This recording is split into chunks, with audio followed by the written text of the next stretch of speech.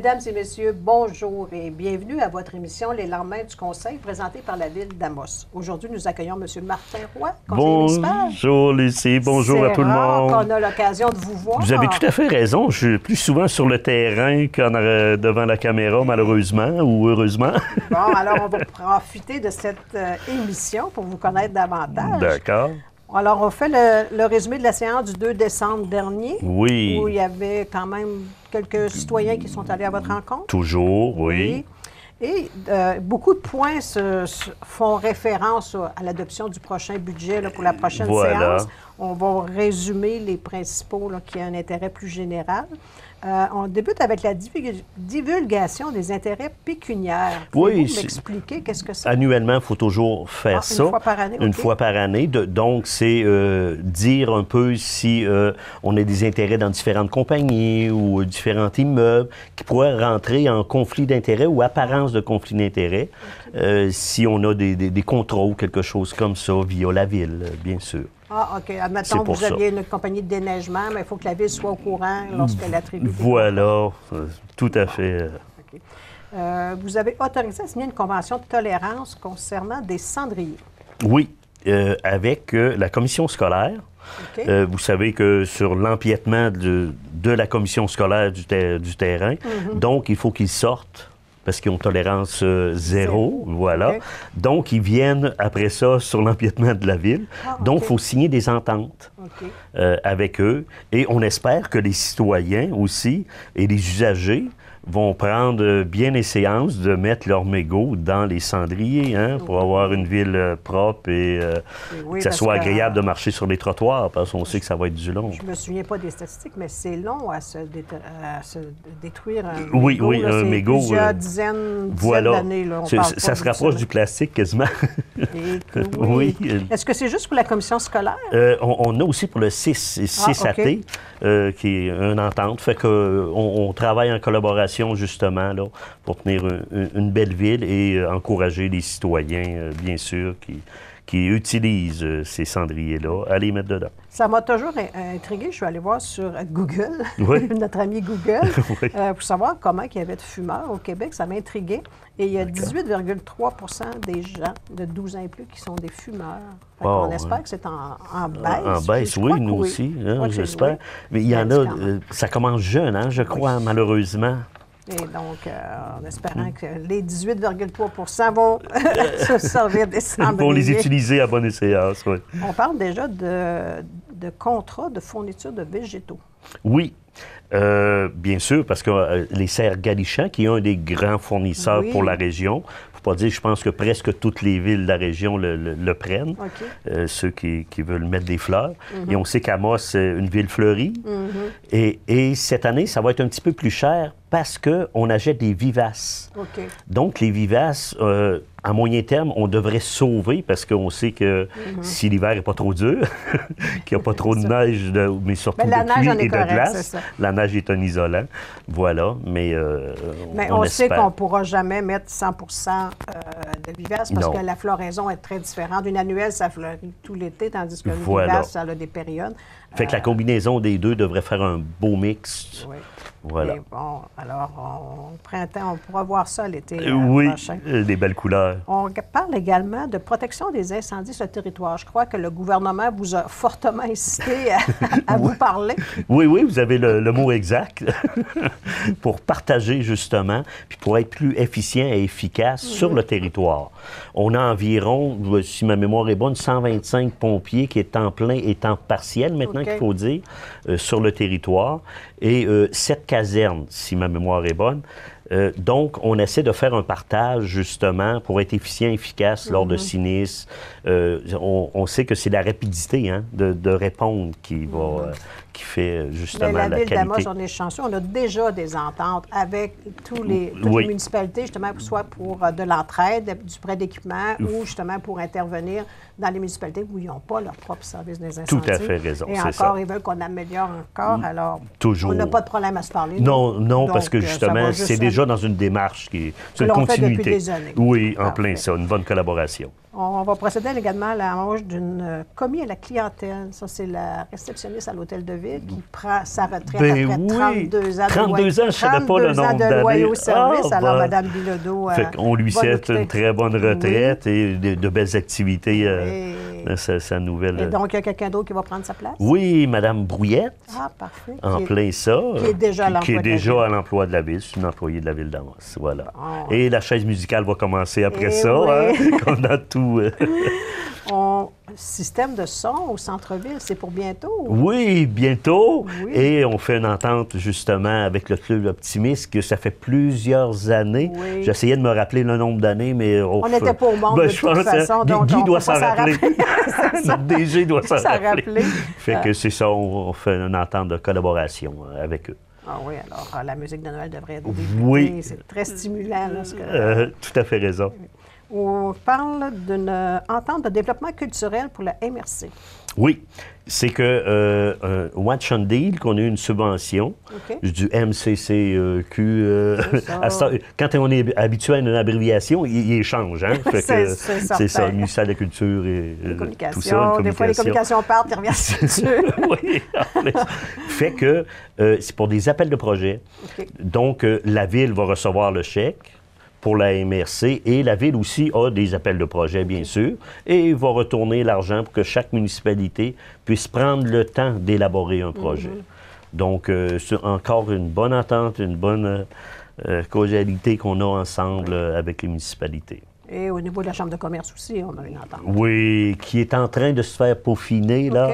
Une belle entente qui devrait satisfaire, j'espère, le marché commerçant et toute la Chambre de commerce, bien sûr. OK. Je vous ai espionné tantôt à l'émission de radio que vous avez fait un peu plus tôt. Et il y avait un point que je n'avais pas à l'ordre du jour, qui était au niveau d'un terrain. C'est une vente de terrain, je crois? Du côté ouest? Du côté ouest, en arrière d'IGA, là. Oui. OK, vous avez tout à fait raison. Oui, c'est rajouté. C'est que le développement industriel qui va se faire dans le futur. Et on regarde pour faire un plan d'aménagement pour des nouvelles des industries qui pourraient se développer là, parce que vous savez qu'on manque de terrain industriel, bien sûr, et il y a des gens et des entreprises qui aimeraient s'installer. Ah, intéressant. Voilà, fait que je ne peux pas tout dire, non, malheureusement. Non, on s'en garde. Mais au moins... On garde des secrets pour une prochaine. On garde l'intérêt de nos citoyens.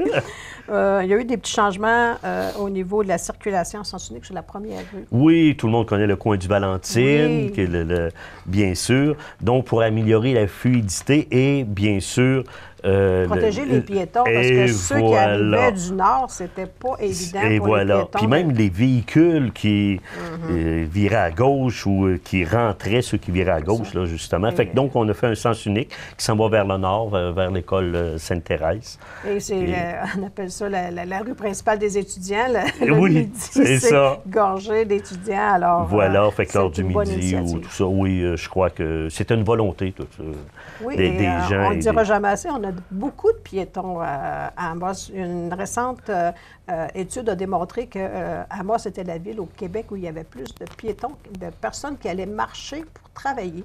Ah, c'est bon. On est à 6,7 des gens marchent pour aller travailler, comparativement à la moyenne provinciale qui est de 2,3. Wow! Donc, protéger nos piétons, c'est notre priorité. Ça veut dire que tous les efforts qu'on met via les demandes des citoyens, puis que nous, les élus et l'administratif fait de la ville pour faire une ville, justement, en santé, qui comprend tout ça, soit vélo, à pied ou autre. Ça porte fruit. Voilà, je suis très content d'entendre ça. La recherchiste de la revue de l'actualité m'avait même appelé pour me dire, est-ce que ça se peut? Je dis, ben oui, ça se peut. Oui. Qu'elle vienne ici, on va lui mais même démontrer. en région, même c'était étonnant de voir qu'en région, on était aussi très haut. Là. Super. Mais à moi, c'était les meilleurs. Et voilà. Ça faisait le tour des points de la séance du 2 décembre. On avait quelques points d'information à ajouter concernant les forestiers. Oui. Qui fêtent le 30 ans. 30 ans, le 8. On n'était pas là, nous. Non, mais à la dit... radio, ce matin, on a su qui était là. Oui.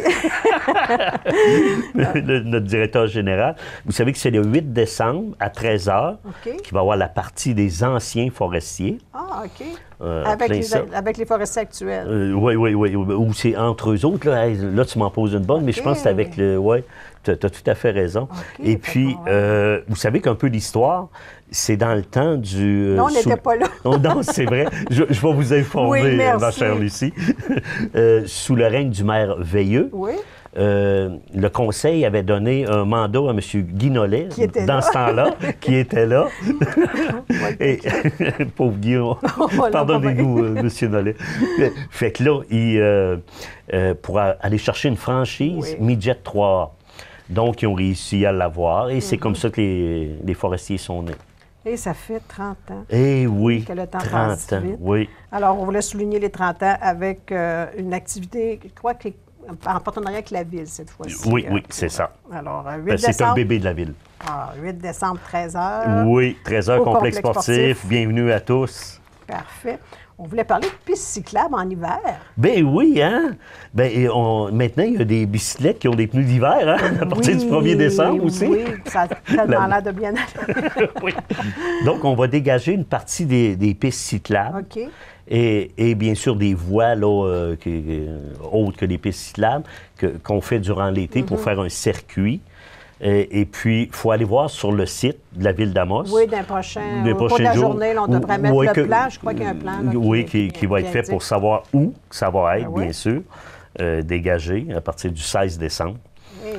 Et voilà, c'est... Un cadeau de Noël. Voilà, en plein ça. Fait qu'on disait tantôt les gens qui marchent, bien là, il va y avoir les gens aussi en vélo, même l'hiver.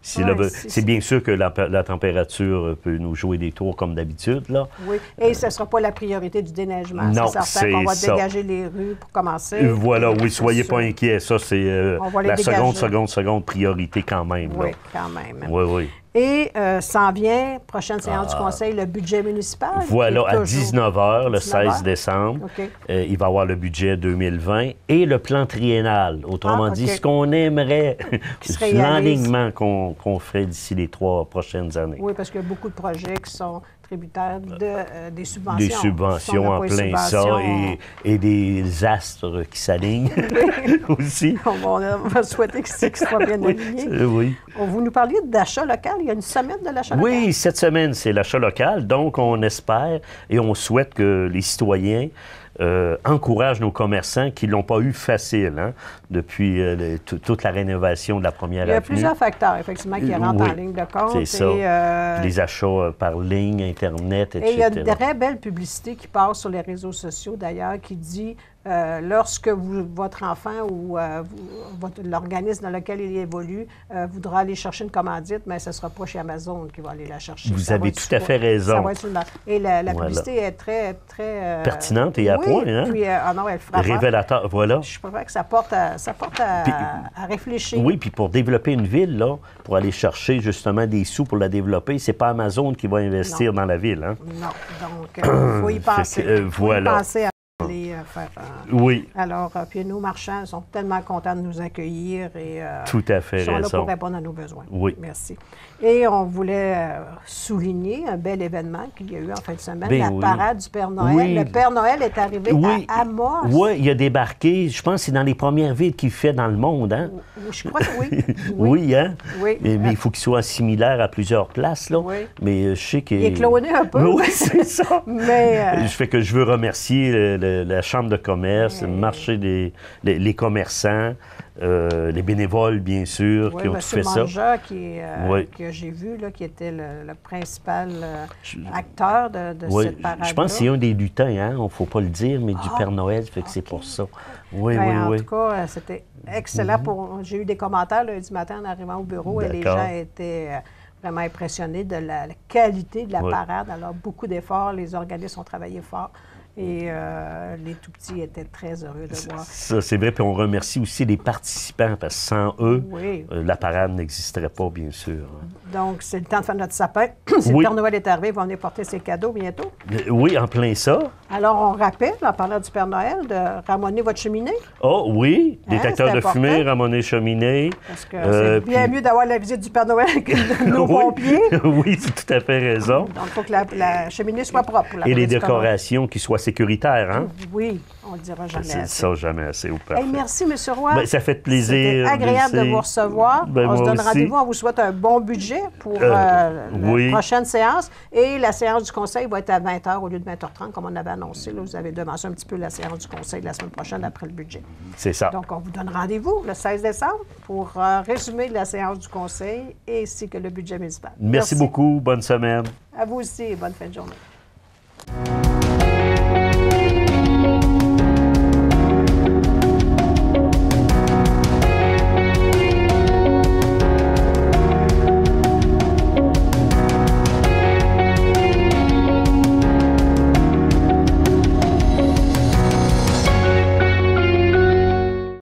Pour des images aériennes de tout genre, pour la vente de votre maison, de votre entreprise, de la promotion touristique ou événementielle ou pour tout autre besoin, pensez à Imagerie aérienne SV, fier partenaire de TVC7 Abitibi.